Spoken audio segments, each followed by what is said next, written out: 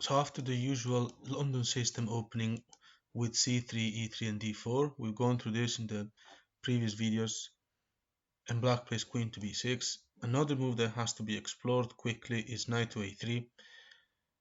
This is tricky because it seems like it's offering a pawn, and also there's going to be an attack on the knight, and then when the knight moves there's also going to be an attack on the pawn in c3. So you have to be very careful on what you play here. Taking the pawn is even possible, but it's not the best move, because after taking the pawn, knight is going to b5. The knight is protected by the bishop, and there's going to be an attack on c7. You have to play very accurate. The moves here to follow will be something like bishop f5. The knight going to c7 right now wouldn't win the game, but if white knows how to play this, and if white knows the exact moves to play, this is very dangerous for black, and it's not supposed to be the best move. In fact, knight c7 will be not the best, because of the knight c7 check, and then the king moves away, and then the knight going to take the rook. That will, yeah, white is up material, but this is coming now with a deadly attack for black.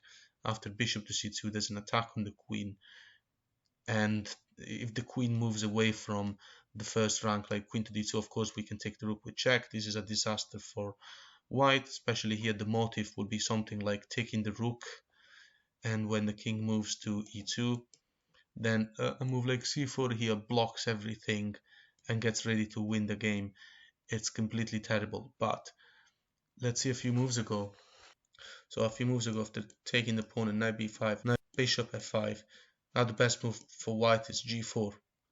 And now white is completely winning after a move like, let's say, when I played bishop c2 with the same pattern as before. The problem is that the knight is defending c3.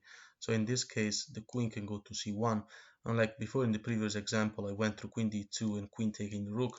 But of course, if queen c1 in the previous example, the queen could have taken the pawn with check. It would have been a disaster, since the knight was actually in a8 after taking the rook. So in this case, queen c1, and now we're forced to trade. We can't really play queen to c3, of course, and after a bunch of swaps, then knight c7 and knight a8, white is simply up material a lot. Whereas a move like after g4, a move like bishop to g6, then the white player will be able to play e4, and now the whole black attack is vanishing. If pawn were to take c4, which is wrong, then white no longer has to worry about the bishop infiltrating with the whole attack, and the knight can just go and win a lot of material. And if bishop takes after f3, then again we have the same problem. The knight is still protecting c3, and after withdrawing the bishop and h4, white is just better, and we're not going to transition easily to a winning endgame, probably not at all. So this is not working for black. So back at the initial position, just rebuilding the position. So after knight a3, best advice is not to take the pawn, but rather to play a6. That's our best move. And now we're going to explore two possibilities, because right now after a6 was played, the square b5 is not accessible by white anymore. Now we definitely are threatening to take the pawn in b2, and this comes with a win immediately. But unfortunately it's white to move, so white will have to play move. We're going to explore two moves in this video, queen c2 and queen b3, which are the two best moves. So let's have a look at the pattern of how this looks like, just so we have an idea of this. This is a more rare line, but it is played and you have to know what to do against it. So after queen c2, knight f6 and knight f3, for example. Now the best move is knight h5, so that's how to play against this type of setup.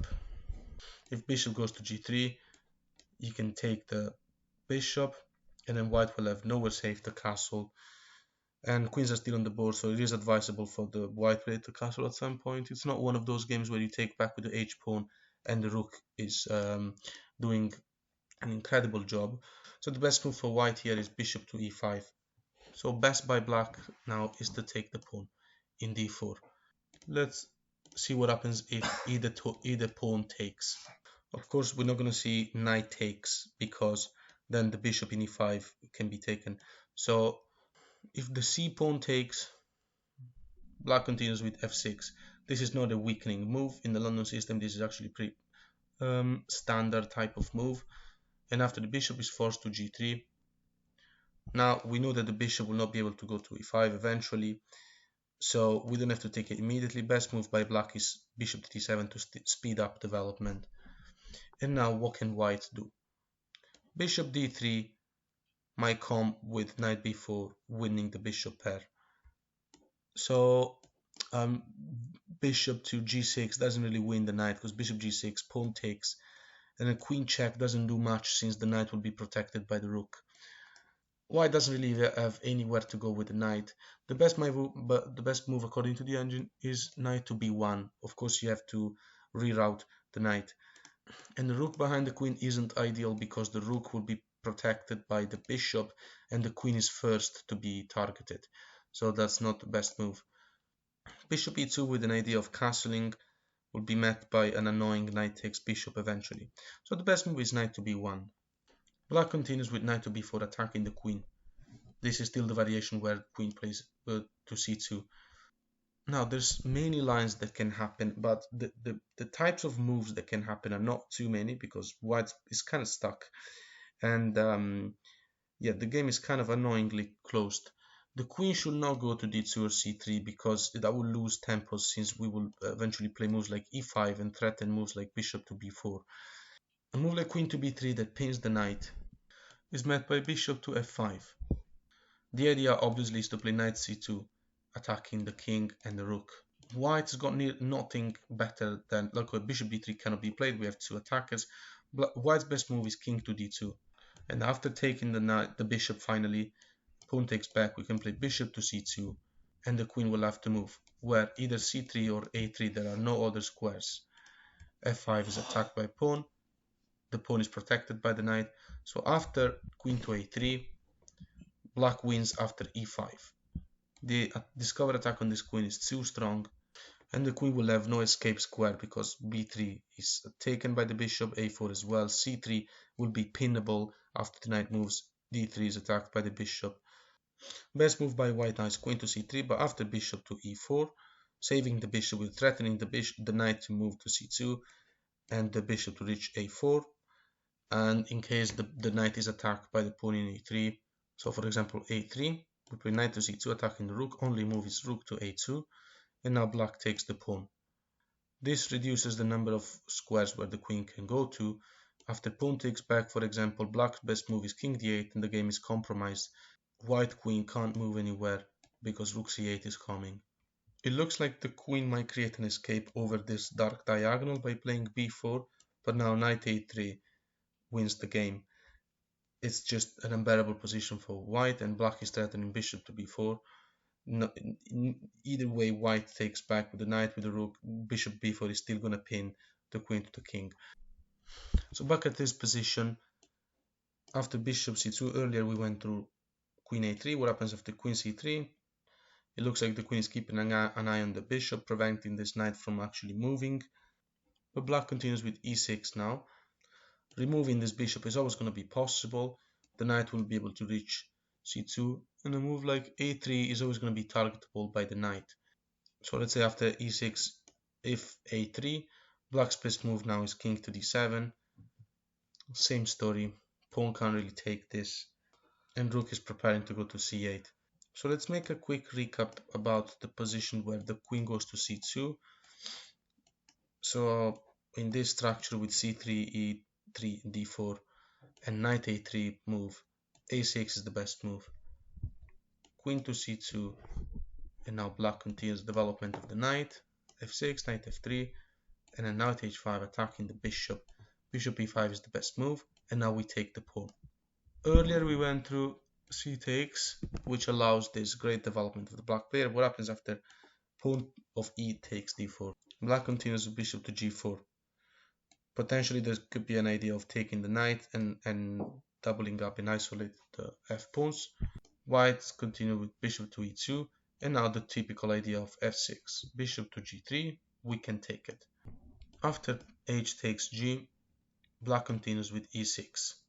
And this knight will be forced to go to b1, although white will be seriously affected. by that. Also because the knight to b1 will have to make a huge amount of moves. See, in this case, the white player, typically in the London, is that. You see, in this case, white took the d4 pawn with the e pawn. So white doesn't have the usual thematic London move of e4, pushing and opening the center. So knight b1 and a knight d2 will not be supported. You can't really go to e4 or c4 anytime. We'll have to go back to d3 to b3 and then maybe c5, which is still not going to be able to be played anyway, and it's going to take many moves. White's best move happens to be knight to h4. Some sneaky idea of knight to g6, for example, and also an attempt of the white player to release pressure by swapping pieces. After knight to h4, black's best move is to take the knight. Even though it looks like this knight was not, the knight in a3 was not the best knight in the world, but after taking back, black has now created a permanent weakness on the white territory. This double isolated pawn and the fact that c3 pawn is it's a backward pawn allows us to do another trade. Bishop takes, queen takes back. This pawn here is going to be a weakness forever, and we are going to build a structure that does something like knight a5, knight c4, and the pawn in b5. Something like that. And black's, after the swap of bishops, black goes on with the best move king f7, also to stop this annoying idea. And so white's best now is the castle. These are just some ideas. Of course, yeah, white's mostly playing best moves. This is just a wrong setup. It's an annoying idea, this knight a3 move, but you have to be prepared. It's not supposed to be very good, and I cannot really go through every line, but these are pretty much the moves that will have to happen.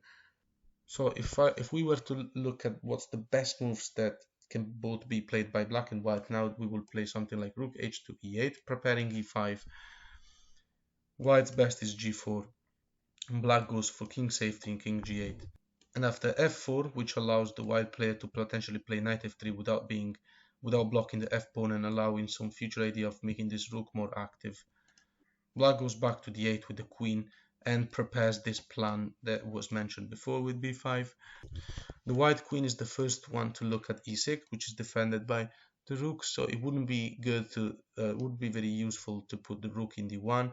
After rook to b1, for example, which is another open file targeting the pawn in b7, and knight a5 comes, defending it. And now black just goes on for this advantage, knight to c4, and the queen can go back to a5, attack a3, and target the weak pawns.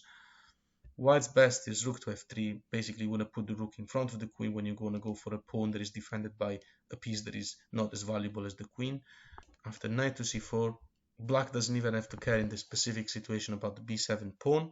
So let's have a look at this. If rook takes, then in this case knight d6 attacks the rook, forces the rook away, and after the rook is gone, g5 wins the knight because it's trapped. So in this specific scenario, you win the knight. Yeah, pawn takes is met by pawn takes. So here, instead of taking the pawn, rook can try another good move, which is rook b to f1.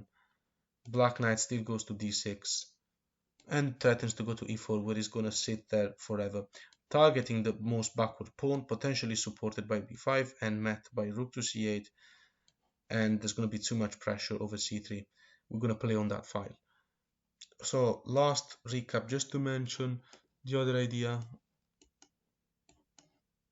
of the different queen move. So after knight a3, we must play a6. And instead of queen c2, let's look at queen to b3, which is also thematic. Usually in this position, as we've seen in some of my previous videos, the black player just pushes the c4 pawn and is fine with the swap, because then we take back, we have a rook in an open file, the queen usually goes back, and then we have all those ideas, e5, bishop f5, and so on. In this case, we can't play c4 because the queen is unprotected. So the black queen goes back to d8. And after knight f3, black can play c4. White can't really play c4 to stop black from playing c4, because if c4 happens, then we have check, and white loses the right to castle. If white protects with the queen, then we swap. Pawn takes, and now we take the pawn. If pawn takes in d5, attacking the knight, e5 is the best move. There's going to be an attack on this bishop and an attack on this knight. White will have to take the knight because it cannot really allow bishop a3. So if white plays bishop bishop to g3, allowing bishop takes knight, and then bishop to b2, attacking the rook, pawn takes e3, defending the bishop.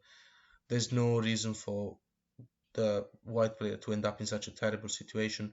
So after pawn takes knight, we can take the bishop, and black continues with the bishop pair. The knight in a3 is still targeted. Moving the knight to c4 allows black to take the pawn and messes up with the pawn structure of, look at the pawn structure of the white player. After taking back, black can continue with bishop to c5, preventing an idea of knight to b6, attacking the rook and the bishop, forcing the rook to move to b8, and then pawn c7, winning the game for white.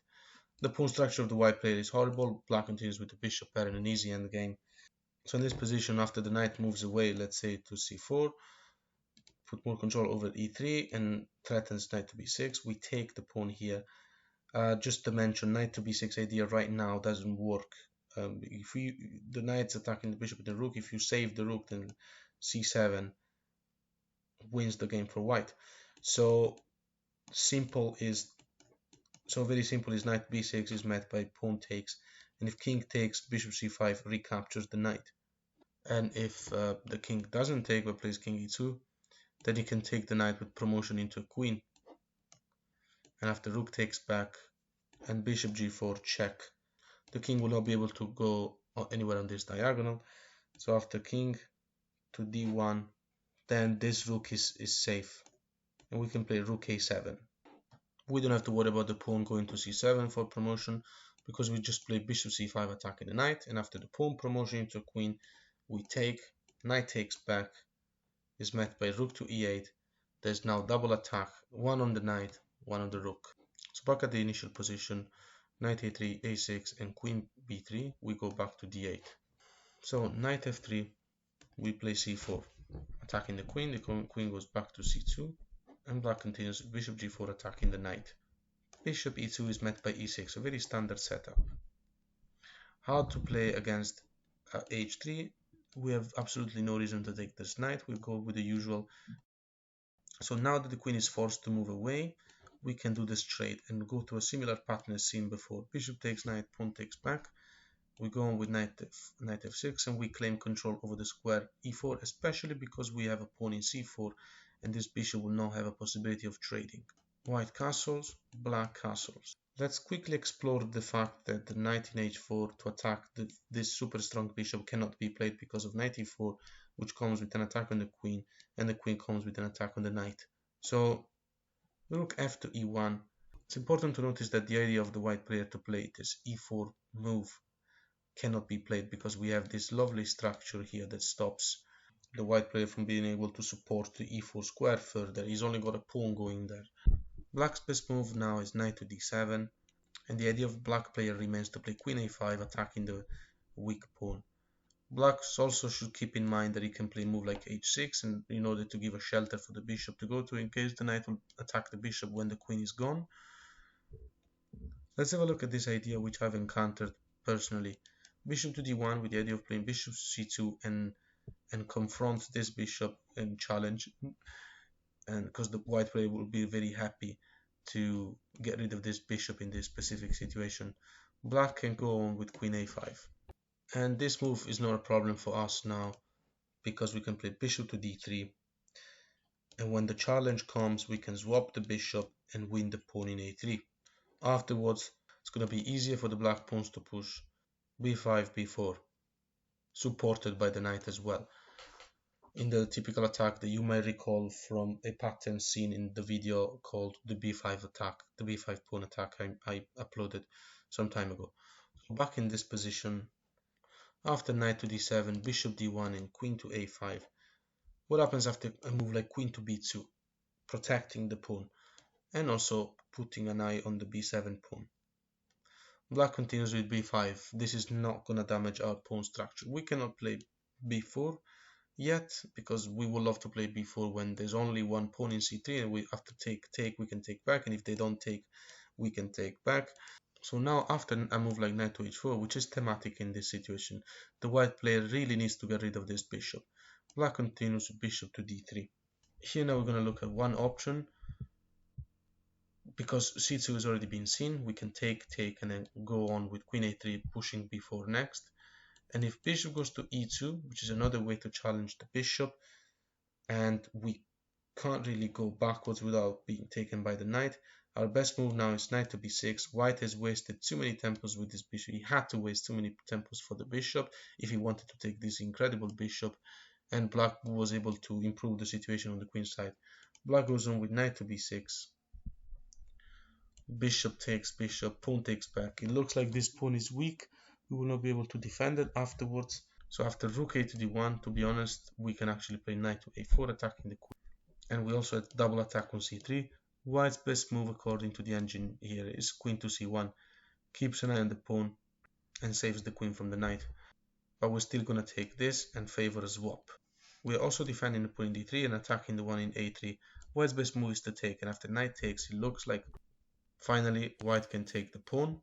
It looks like finally white can take the pawn, but white's position is better after knight to a4. That is because white has no way to infiltrate in black's territory anytime. The black player has idea of placing rooks in central files, rook to d8 and rook to c8, and play the inevitable knight to a5. Position is considered by the engine something like black has an advantage of about -3. The endgame is very pleasant. The knight stopping the rook from going to c3, so the only way for